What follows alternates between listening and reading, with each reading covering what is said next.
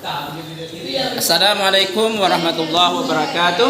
Waalaikumsalam warahmatullahi wabarakatuh. Apa kabar anak-anak pada pagi hari ini? Sudah. Sudah sarapan? Sudah. Ada uang jajan? Ada.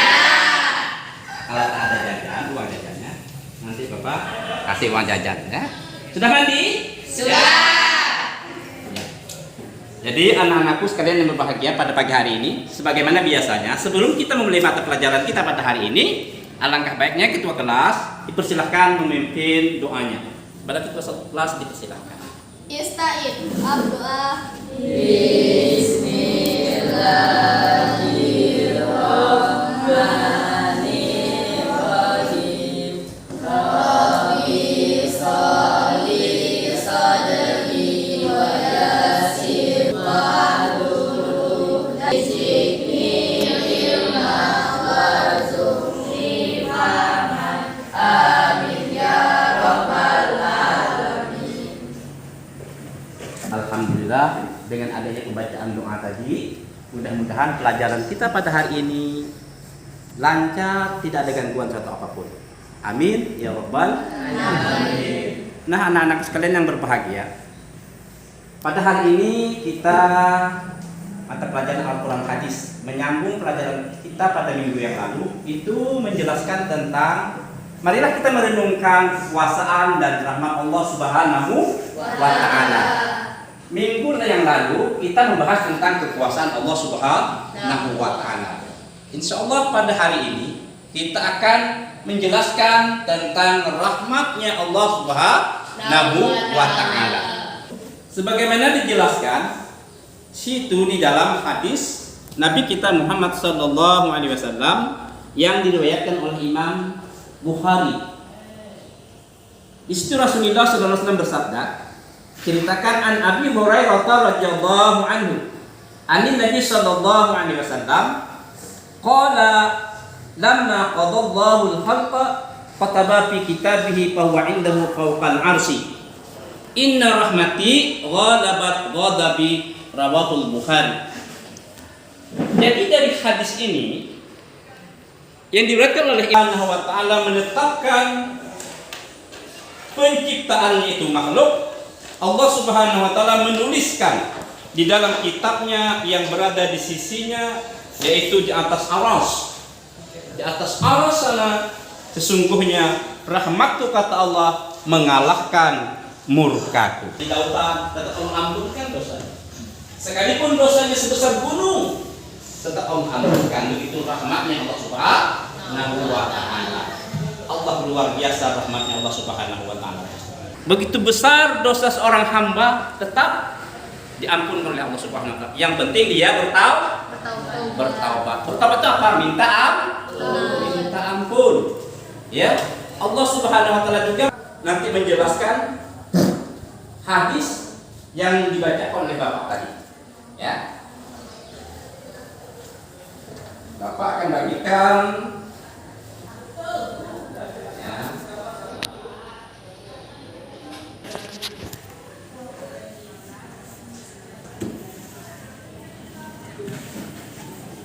Nah, bagi tadi. Dari situ kita nanti bisa mengenal hadis riwayat Imam Bukhari tadi yang diberikan oleh Imam Bukhari tadi tentang masalah rahmat Allah Subhanahu wa Ta'ala. Nah, di sini kertas yang sudah Bapak bagi. Di situ yang mendapatkan kata-kata lama qadha siapa?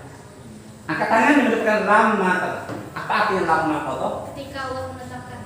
Ketika Allah menetapkan. Bagus. Berarti kita sudah bisa membayangkan, berarti kata-kata lama pada ketika Allah sudah menetapkan. Nanti menetapkan apa di situ? Menciptakan makhluk. Jadi kata-kata lama qadha, kata-kata kataba. Apa kataba? Menuliskan. Bagus. Yaitu kataba. Kita ingat kata-kata kataba itu menuliskan. Fauqa. Ada fauqa siapa? Fauqa di atas ya. Di atas, maksudnya di atas arasnya Allah Subhanahu wa Ta'ala. Lalu di situ ada kata-kata lagi rahmati. Siapa yang dapat kata-kata rahmati? Ya, apa arti rahmati nak? rahmatku. Jadi luar biasa kata Allah, rahmatku, rahmatku. Jadi Allah itu memberikan rahmat kepada hamba-hambanya.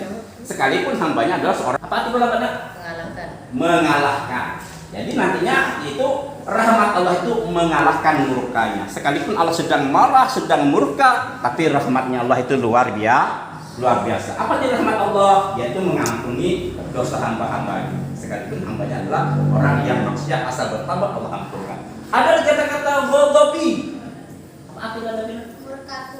Murkaku. Jadi kesimpulan dari ayat ini, dari hadis ini ialah jadi luar biasa. Luar biasa rahmatnya Allah. Jadi orang itu masuk ke dalam surga intinya adalah rahmatnya Allah. Kenapa orang ini bisa masuk surga? Karena rahmat Allah. Pada dasarnya orang itu masuk surga bukan karena amal ibadahnya yang hebat, bukan puasanya, bukan hajinya, tetapi rahmatnya Allah Subhanahu wa Ta'ala. Luar biasa. Nah, anak yang bahagia dengan catatan Bapak kasih tadi bisa mengenal tentang hadis riwayat Imam Bukhari tadi tentang menjelaskan rahmatnya Allah Subhanahu wa Ta'ala. Nah, sekarang Bapak kasih tugas kepada kalian. Ada Bapak kasih adik kelompok. Di situ kalian akan merenungkan, membaca dan mentalahi hadis yang Bapak bacakan tadi tentang hadis yaitu rahmatnya Allah Subhanahu wa Ta'ala. Bapak kasih tahu di sini adalah kelompok A, kelompok B, dan kelompok C. Silahkan kalian berdiskusi untuk membicarakan tentang hadis tentang masalah rahmat Allah Subhanahu wa Ta'ala. Silahkan kalian berdiskusi tentang membicarakan hadis rahmat Allah Subhanahu wa Ta'ala. Bapak beri waktu kurang lebih 15 menit. Silahkan berdiskusi, berbicara, membicarakan tentang hadis yang barusan bacakan tadi tentang masalah rahmatnya Allah itu luar biasa, mengalahkan daripada murkanya Allah Subhanahu wa Ta'ala. Nah, waktunya pun sudah habis, ya. Karena waktunya sudah habis, di antara kalian ini ada grup kelompok A, kelompok B, kelompok C. Silahkan di antara kelompok-kelompok kalian ini untuk mempresentasikan hasil dari diskusinya tentang hadis rahmat Allah Subhanahu wa Ta'ala. Yang pertama ini maju berpersiapan. Kelompok C, ya silahkan maju ke depan untuk. Waalaikumsalam warahmatullahi wabarakatuh. Di sini saya akan mempresentasikan tentang hadis dari Abu Hurairah radhiyallahu anhu. An Abi Hurairah radhiyallahu anhu an Nabi sallallahu alaihi wasallam qala lamma qadallahu khalqa katara fi kitabihi fa huwa indahu fawqal arsi inna rahmati ghalabat ghadabi. Dari Abu Hurairah radhiyallahu anhu berkata, Rasulullah sallallahu alaihi wasallam bersabda, ketika Allah menetapkan penciptaan makhluk, Allah menuliskan di dalam kitabnya yang berada di sisinya di atas arsy, sesungguhnya rahmatku mengalahkan murkaku. Tolong dijelaskan maksudnya Allah mengalahkan murkanya itu bagaimana ya? Jadi hasil di musyawarahnya hasil dari diskusi. Maksud dari hadis tersebut, di antara bentuk rahmat Allah Subhanahu wa Ta'ala mengampuni dosa-dosa hambanya apabila ia bertaubat meskipun dosanya sebanyak buih yang ada di lautan, meskipun sebesar gunung. Allah juga menjamin rezeki semua makhluknya. Allah juga menganugerahkan manusia berupa akal pikiran sebagai bentuk rahmatnya, agar manusia dapat berpikir dan merenungkan ciptaannya, serta mampu membedakan antara hak dan yang batil. Begitu banyak rahmat Allah Subhanahu wa Ta'ala yang dianugerahkannya kepada kita, maka hendaknya kita merenung dan bersyukur dengan senantiasa bertakwa kepadanya. Alhamdulillah, itulah hasil presentasi dari kelompok saya. Silakan tepuk tangan.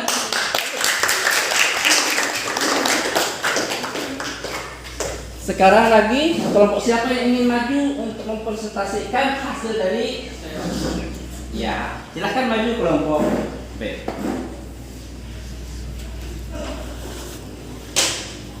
Ya, silakan mempresentasikan hasil daripada diskusinya tadi. Assalamualaikum warahmatullahi wabarakatuh. Waalaikumsalam warahmatullahi wabarakatuh. Saya di sini akan mempresentasikan hasil dari kelompok kami tentang Abu Hurairah radhiyallahu anhu berbuat maksiat dan melanggar perintah Allah.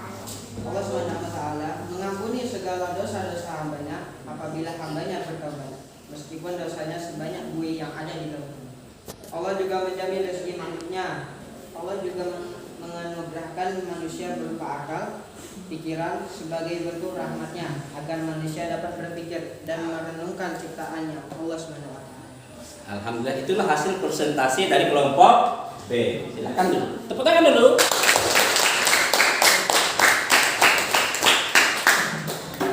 Alhamdulillah, berkat kerja kelompok kalian, hasil presentasinya itu luar biasa, sudah menjelaskan di depan kita semuanya.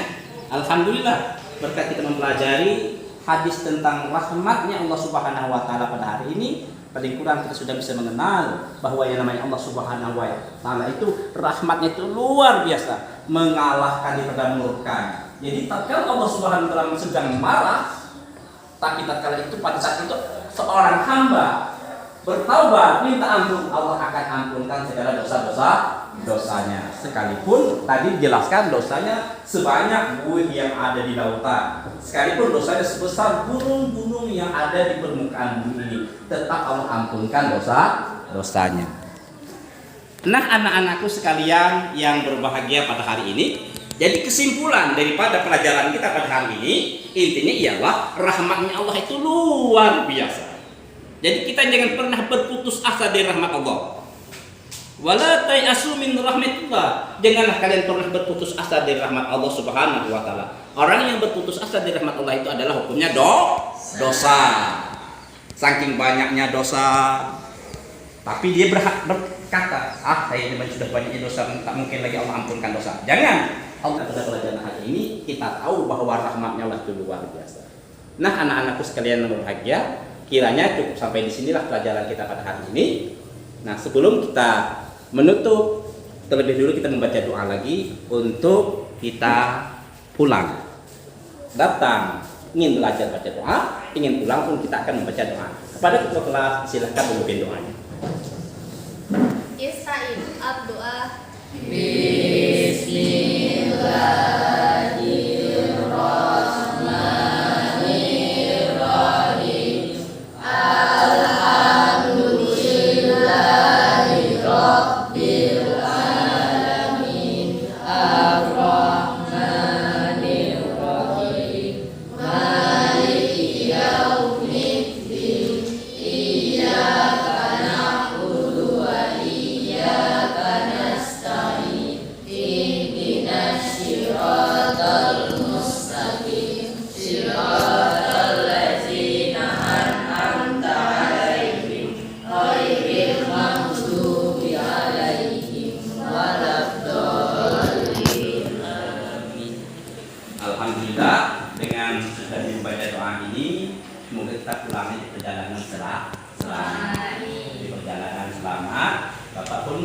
Mengucapkan terima kasih kepada anak-anak sekalian. Jadi apa yang kita sampaikan tadi, Bapak sampaikan tadi, kita kaji lagi bahwa itulah pelajaran kita tadi tentang masalah rahmatnya Allah luar biasa sehingga bisa mengalahkan murkanya Allah Subhanahu wa taala. Ini sekiranya yang Bapak sampaikan pada pertemuan kita pada hari ini. Mohon maaf atas segala kesalahan. Sekali lagi kita mengucapkan Alhamdulillah. Bapak akhiri dengan ucapan wabillahi taufiq wal hidayah. Assalamualaikum warahmatullahi wabarakatuh. Waalaikumsalam warahmatullahi